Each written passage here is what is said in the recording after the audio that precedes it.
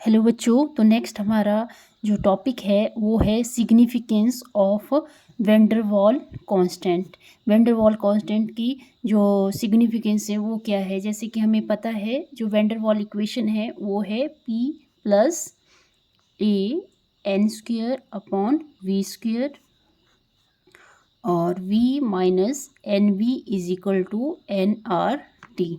ये क्या था, फॉर एन मोल के लिए हमने देखा था ये वैन डर वाल इक्वेशन में। ठीक है, तो ये वैन डर वाल इक्वेशन थी और इसमें ये ए और बी क्या थे, कांस्टेंट था। तो ये ए और बी क्या क्या सिग्निफिकेंस है इस वीडियो में हम ये करने वाले हैं। ठीक है, फर्स्ट करते हैं हम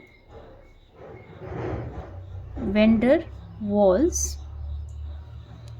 कांस्टेंट, वैन डर वाल कांस्टेंट ए के लिए। जैसे कि हमने देखा था, हमने क्या लिया था, एक वेसल ली थी। ठीक है, उसमें क्या लिया था, दो मॉलिक्यूल्स लिए थे और ये मॉलिक्यूल क्या कर रहा था, ये बहुत ज़्यादा मॉलिक्यूल्स थे इसके सराउंडिंग में, ये क्या कर रहे थे, इस मॉलिक्यूल्स को अट्रैक्ट कर रहे थे। ठीक है, तो ये क्या था, अट्रैक्टिव फोर्सेस थी ना मॉलिक्यूल्स के अंदर में। ठीक है, तो ये वाली वैल्यू ए के लिए हम ए का क्या फ़ायदा है, क्या इसके सिग्निफिकेंस है, इसके बारे में पढ़ेंगे। तो ए क्या है, मैग्नीट्यूड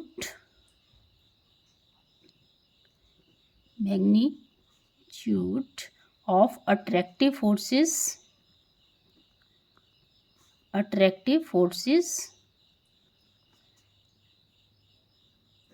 among the molecules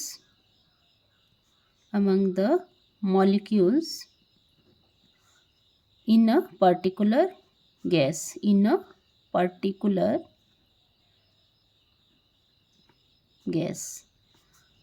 ठीक है, लग गया पता ए क्या है।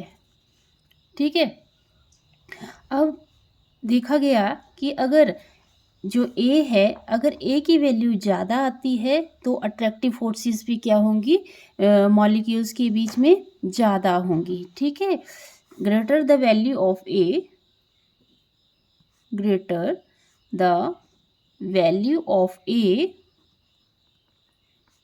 more will be the attractive forces। ठीक है, जितनी ज़्यादा ए की वैल्यू होगी उतने ही ज़्यादा क्या होगा, अट्रैक्टिव फोर्सेस होंगी। ठीक है, नेक्स्ट है हमारा, फिर देखा गया कि जो हमारे, मैंने पढ़ाया था आपको पोलर और नॉन पोलर मॉलिक्यूल्स के बारे में। पोलर मॉलिक्यूल्स वो होते हैं जिसमें क्या होता है, जैसे हम एग्जांपल ले लेते हैं HCl का, जिसमें क्या होते हैं, पोल होते हैं। पोल मतलब पॉजिटिव चार्ज और नेगेटिव चार्ज। ठीक है, पोल क्या है, पॉजिटिव चार्ज और नेगेटिव चार्ज। तो ये हैं पोलर मॉलिक्यूल्स, जैसे हमारा HCl हो गया और दूसरा हो गया अमोनिया, और एग्जांपल ले लेते हैं SO2। ये सारे क्या हैं, हमारे पोलर मॉलिक्यूल्स हैं। और नॉन पोलर में आ जाएंगे, जैसे H2 आ जाएगा, हीलियम मॉलिक्यूल्स आ जाएगा, N2 आ जाएगा। H मतलब इसमें कोई पोल जनरेट नहीं होता, इसमें भी पॉजिटिव चार्ज, इसमें भी पॉजिटिव चार्ज, कोई पोल जनरेट नहीं हो रहा है। ठीक है, तो देखा गया, नोटिस किया गया कि जो पोलर मॉलिक्यूल्स हैं, पोलर मॉलिक्यूल्स में जो ए की वैल्यू है वो ज़्यादा होती है। ठीक है, इसमें जो पोलर मॉलिक्यूल्स हैं इसमें क्या है, जो ए की वैल्यू है वो हायर है। ठीक है, ए की वैल्यू हायर होने की वजह से क्या है, ये इजीली लिक्विफाइड हो जाती है, गैसेस इजीली लिक्विफाइड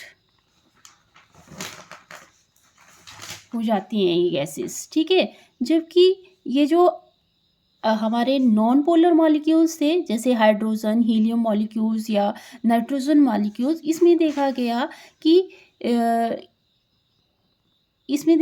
कि जो ए की वैल्यू है वो लोअर होती है as compare to polar molecules. और ये जो गैसेस हैं ये इजीली लिक्विफाइड भी नहीं होती है, लिक्विफाइड विद डिफ़िकल्ट। ठीक है। लिक्विफाइड क्या हो जाता, लिक्विफाइड डिफ़िकल्ट होता है इसमें, डिफ़िकल्ट, ठीक है। डिफ़िकल्ट मतलब मुश्किल से ये लिक्विफाइड होती हैं गैसेस, ठीक है। आई होप आपको पता लग गया होगा, ठीक है। तो लग गया, बताइए। फिर है नेक्स्ट हमारा दूसरा था हमारा van der Waals constant V. Van der Waals constant किसके लिए, बी के लिए, ठीक है। ये जो हमने वेंडर वॉल इक्वेशन लिखी थी, ए हमारा कांस्टेंट था, ये तो अट्रैक्टिव फोर्सेस के लिए आ गया, और बी क्या था, वॉल्यूम से रिलेटेड था, ठीक है। तो van der Waals constant for b, तो वेंडर वॉल कांस्टेंट बी को हम क्या बोलते थे, को वॉल्यूम भी बोलते थे, को वॉल्यूम और एक्सक्लूडेड वॉल्यूम भी बोलते थे, एक्सक्लूडेड वॉल्यूम, ठीक है। जो क्या था, which is effective volume, which is affected volume, affected volume of the molecules in a gas, of the molecules in a gas, ठीक है। ये क्या था, अफेक्टेड वॉल्यूम था, किसी भी गैस में जो मॉलिक्यूल्स थे उनका जो अफेक्टेड वॉल्यूम था वो था ये, ठीक है, बी। और ये जो बी था ये मैंने आपको फाइंड आउट करके भी बताया था, बी क्या होता है, 4 टाइम्स एक्चुअल वॉल्यूम के होता है, ठीक है।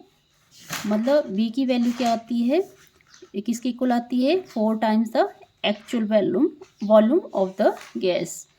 इट्स वैल्यू लिख लो यहीं से, ये वाली चीज़ लिखनी है आपने। It's value is equal to the 4 times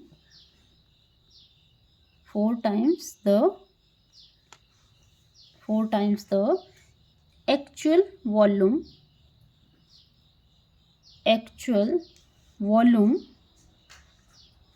of the gas molecules, ठीक है।